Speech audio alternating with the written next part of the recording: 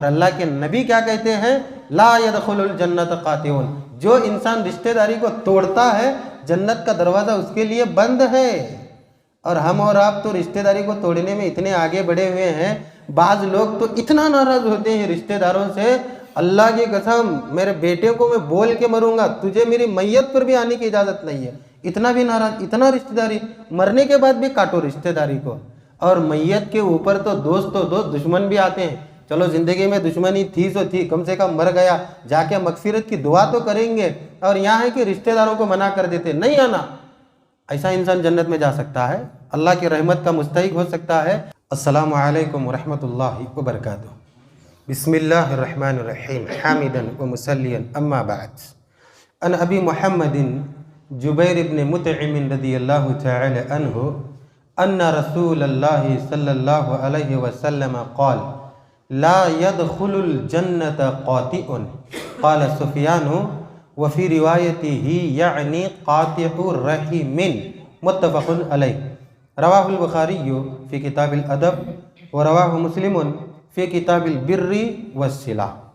हज़रात मुसल्लियान किराम, बुज़ुर्गान दीन, नौजवान दोस्तों, अज़ीज़ प्यारे बच्चों, अल्हम्दुलिल्लाह इस हदीस की रोशनी में आज का उन्वान दर्स है रिश्तेदारी को तोड़ना कबीरा गुनाह है।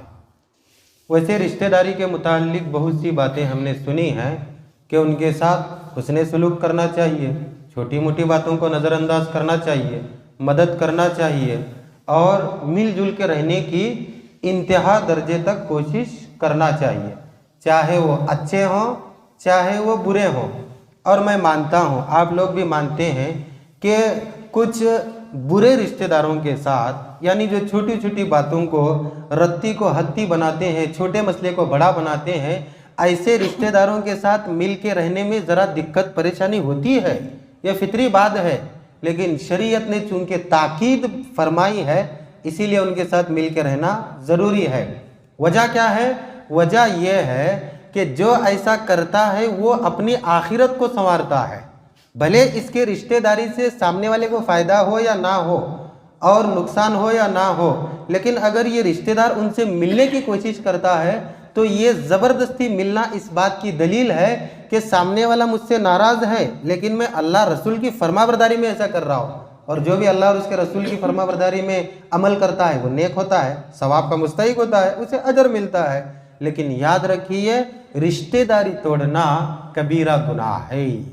अब देखिए हदीस इस तरीके से है। हज़रत अबू मोहम्मद जुबैर बिन मुतइम रज़ियल्लाहु ताला अन्हु कहते हैं कि अल्लाह के नबी सल्लल्लाहु अलैहि वसल्लम ने फरमाया, ला यदखुलुल जन्नत कातिउन, बेशक जन्नत में ऐसा शख्स दाखिल नहीं होगा जो रिश्तेदारी को तोड़ने वाला है। अल्लाह अकबर।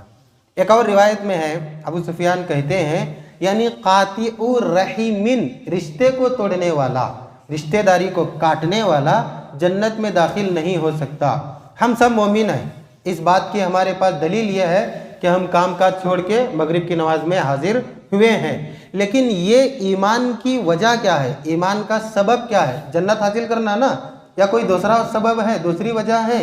ईमान के रास्ते पर चलना, नमाज पढ़ना, रोज़ा रखना, ज़कात देना, सब कुछ करना। मकसद क्या है हमारा? हम काम छोड़ के आए, दुकान छोड़ के आए, लैब छोड़ के आए, मकसद क्या है? मगरिब में जाऊंगा, नमाज पढ़ूंगा, इसकी वजह से अल्लाह मुझे जन्नत में दाखिल करेगा। और अल्लाह के नबी क्या कहते हैं? ला यदखुलुल जन्नत कातिउन, जो इंसान रिश्तेदारी को तोड़ता है जन्नत का दरवाज़ा उसके लिए बंद है। और हम और आप तो रिश्तेदारी को तोड़ने में इतने आगे बढ़े हुए हैं, बाज़ लोग तो इतना नाराज़ होते हैं रिश्तेदारों से, अल्लाह की कसम मेरे बेटे को मैं बोल के मरूंगा, तुझे मेरी मैयत पर भी आने की इजाज़त नहीं है। इतना भी नाराज़, इतना रिश्तेदारी, मरने के बाद भी काटो रिश्तेदारी को। और मैयत के ऊपर तो दोस्त दुश्मन भी आते हैं। चलो ज़िंदगी में दुश्मनी थी सो थी, कम से कम मर गया, जाके मगफिरत की दुआ तो करेंगे। और यहाँ है कि रिश्तेदारों को मना कर देते, नहीं आना। ऐसा इंसान जन्नत में जा सकता है, अल्लाह की रहमत का मुस्तहिक हो सकता है। एक नुक्ते की बात, कल मैं रहीकुल मखतूम पढ़ रहा था, मौलाना सफ़ीउर रहमान मुबारकपुरी की सीरत की किताब, और ये दुनिया में 1 नंबर सीरत की किताब है, पूरी दुनिया में सीरत की किताब, अर्रहीकुल मखतूम। कुछ लोग वो किताब का नाम जानते भी होंगे।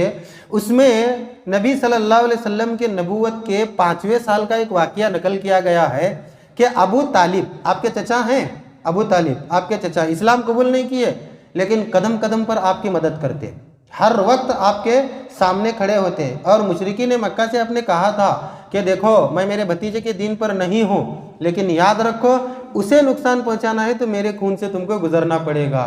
कौन रिश्तेदार इतना बड़ा रिस्क उठाता है बोलिए जरा।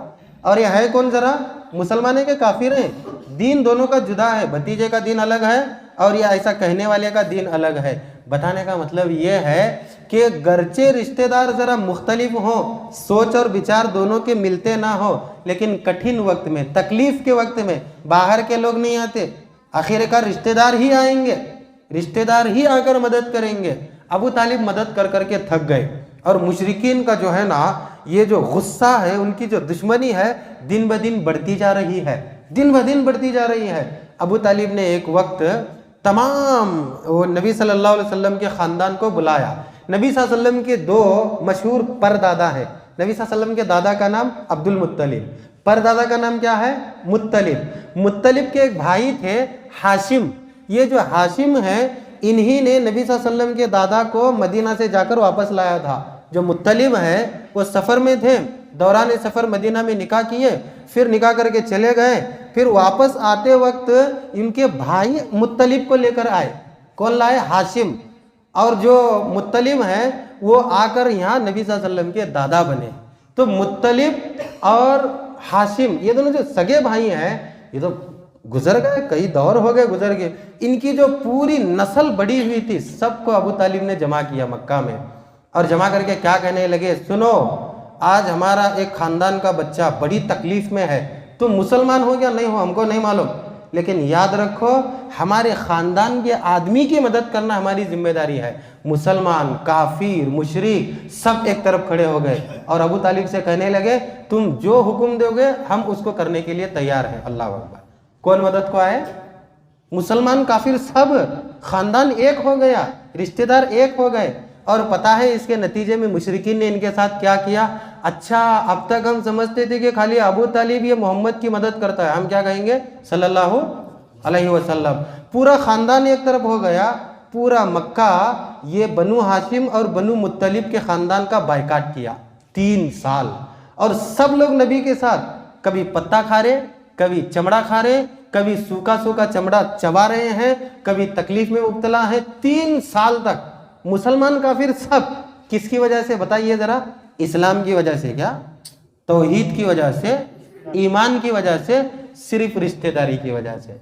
तो पता ये चला कि कठिन वक्त में, तकलीफ के वक्त में कौन साथ देते हैं? आखिरकार रिश्तेदार साथ देते हैं। ऐसे रिश्तेदारों के बारे में अल्लाह के नबी ने फरमाया जो हर वक्त तुम्हारे पीछे रहें और सख्त तकलीफ में तुम्हारी मदद करें, उनसे तुम अगर कट कर रहोगे तो अल्लाह तुमको जन्नत से काटेगा। दुआ है अल्लाह से कि अल्लाह तबारक व तआला जैसे भी रिश्तेदार हो हमको अपने रिश्तेदारों के लिए अच्छा बन के रहने की तौफीक अता फरमाए और तमाम रिश्तेदारों को, तमाम रिश्तेदारों के हुकूक को अदा करने की तौफीक अता फरमाए। आमीन सुम्मा आमीन।